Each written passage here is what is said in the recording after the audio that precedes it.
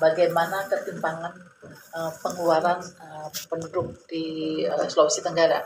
Kita menggunakan metodenya adalah Gini rasio. Ya.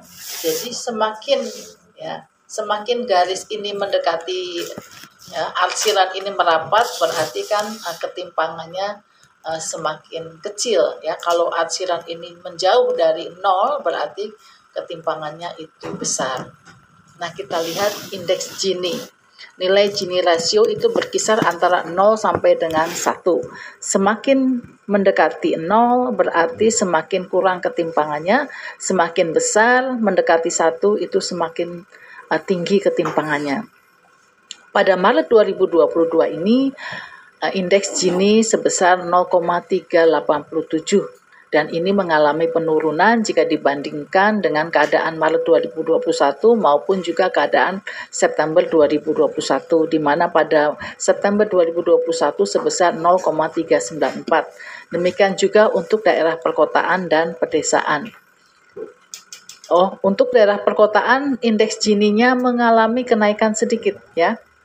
Kita lihat dari 0,402 itu naik menjadi 0,404. Jadi ada kenaikan indeks Gini, berarti ketimpangan di daerah perkota mengalami kenaikan sedikit, sedangkan di desa juga mengalami penurunan walaupun kecil ya. Nah, kita lihat bagaimana posisi Sulawesi Tenggara. Gini rasio nasional itu sebesar 0,384. Sedangkan Sulawesi Tenggara di posisi 0,387, jadi lebih besar daripada Gini rasio nasional. Berarti ketimpangan di Sulawesi Tenggara lebih besar jika dibandingkan dengan ketimpangan di rata-rata nasional atau Indonesia. Ya. Yang terendah adalah di Bangka Belitung, sedangkan yang tertinggi adalah di daerah istimewa Yogyakarta ya.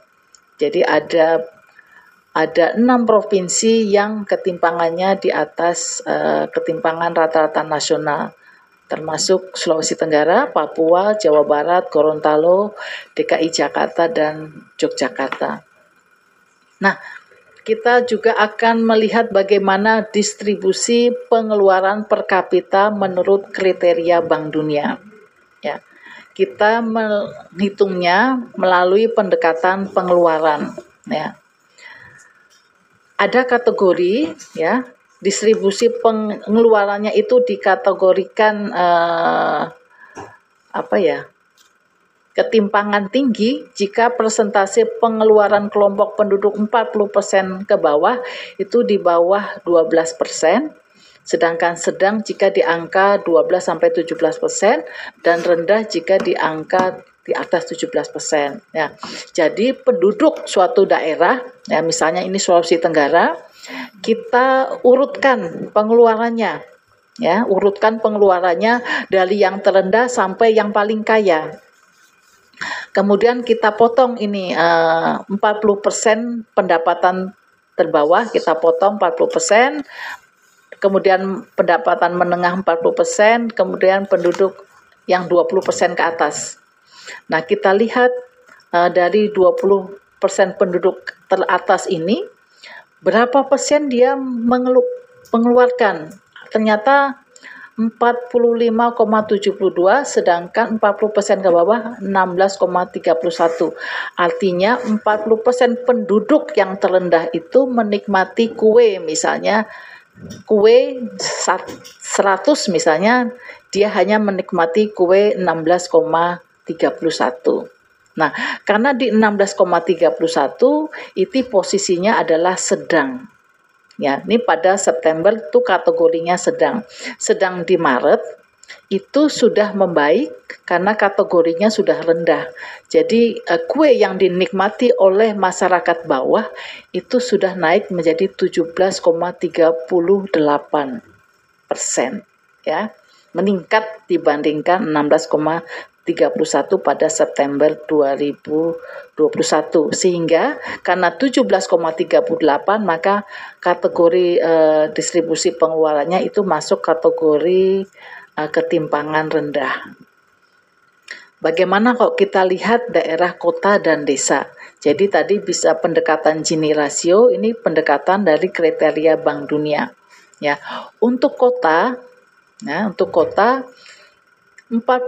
masyarakat terbawah di kota itu menikmati kue 16,53%, ya. Ibaratnya pengeluarannya itu sebanyak 16,53%, sedangkan di daerah pedesaan itu 40% penduduk terbawahnya adalah menikmati 18,84%. Jadi lebih tinggi dibanding dengan di perkotaan. Dan ini kalau kita lihat klasifikasinya tadi, maka di daerah pedesaan itu distribusi pengeluarannya masuk kepada ketimpangan rendah, sedangkan di kota masuk pada sedang.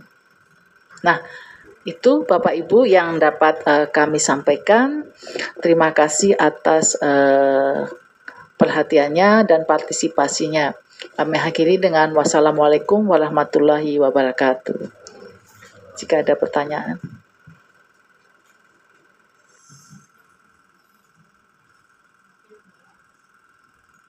Oke, ada yang mau ditanyakan? Iya, silakan. Dari mana, Pak? Dari media. Media, silakan. Bismillahirrahmanirrahim. Assalamualaikum warahmatullahi wabarakatuh. Waalaikumsalam. Terima kasih atas waktu yang diberikan. Saya penjelasan tadi terkait Gini rasio distribusi tingkat ketimpangan pengeluaran penduduk di Sulawesi Tenggara. Saya melihat data ini ada di mana tingkat pengeluaran di pedesaan itu lebih lebih besar dibanding dengan pengeluaran di perkotaan. Jika dilihat dari penduduk 40% ke bawah gitu. Yang ingin saya tanyakan, mengapa sehingga bisa disebut pengeluaran di desa itu lebih besar dibandingkan di perkotaan, sementara kalau dilihat dari sisi mobilisasi kemudian perputaran ekonomi di desa masih sangat terbatas begitu. Wassalamualaikum warahmatullahi wabarakatuh. Terima kasih Bapak. Nanti bisa dibantu oleh Mbak Nike ya. Jadi begini Bapak Ibu, masyarakat di desa itu kan Pak sebagian besar petani.